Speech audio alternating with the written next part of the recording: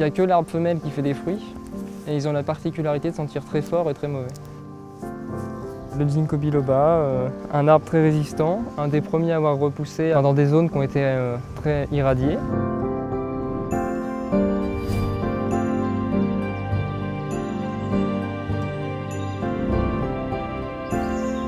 On va se diriger vers les bambous, une zone que la propriétaire apprécie parce que dans sa jeunesse, chez ses grands-parents, il y en avait.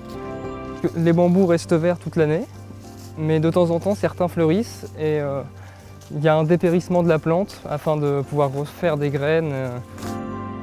C'est une variété de bambou où entre deux nœuds, on a eu la pousse avec le feuillage et juste sur le côté, le bois est jaune et l'intérieur là est vert. Et ça alterne entre chaque nœud.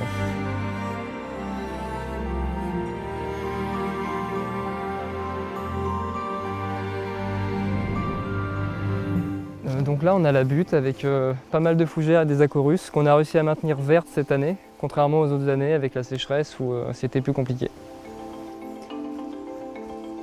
Donc on peut monter sur la butte pour avoir une petite vision d'ensemble de l'arboretum. On n'en voit que la première partie parce qu'il est quand même très étendu.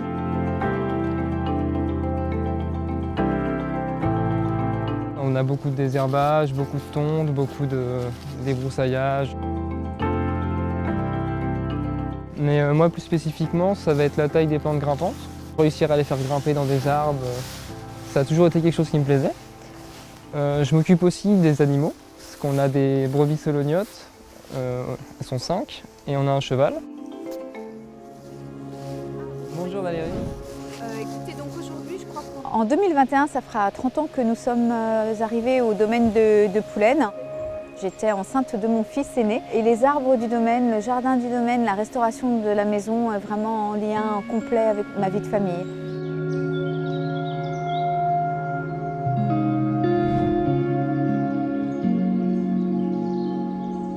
Au départ, il n'y avait ni notion de protection de l'environnement, ni de caractère avec un label biologique tel qu'on peut en parler aujourd'hui.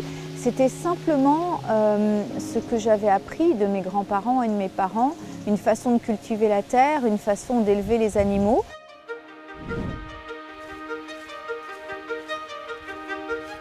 Poulaine, c'est un domaine qui est occupé depuis l'époque romaine, justement pour cette vocation agricole. Il n'a jamais été abandonné. Même quand les seigneurs de Poulaine, pendant la guerre de 100 ans, sont partis en Bourgogne, ils ont toujours gardé leur titre de seigneur de Poulaine et ils ont fait attention à ce que leur possession soit sauvegardée. Ils ont toujours gardé leur droit aux étangs, ils ont toujours gardé ce colombier, ces fossés secs pour une petite demeure. Et quand ils sont revenus au XVe siècle, ils sont revenus pour la terre, pour l'humus, pour les alluvions, pour les étangs, pour les poissons, pour la vie tout simplement.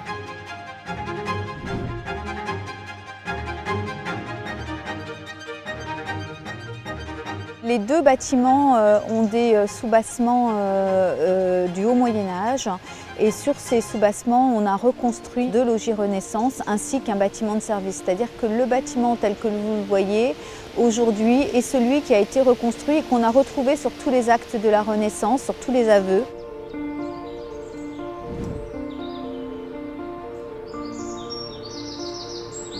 Les étages inférieurs ont des bois qui ont été datés en datation acquise des années 1450-1480 et les charpentes entre 1502 1506 pour celle qui est le plus proche du colombier et 1519-1520 pour celle du logis central.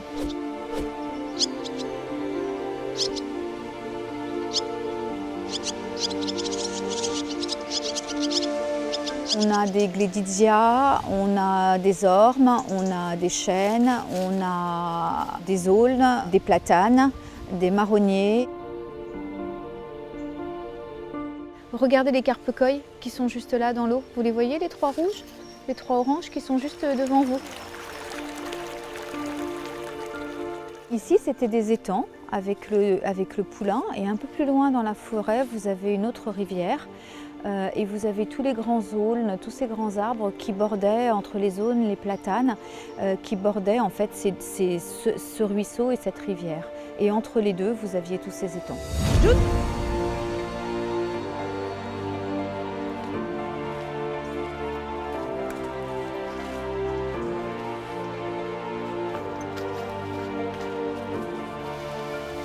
que j'aime aussi beaucoup en hiver, ce sont les écorces.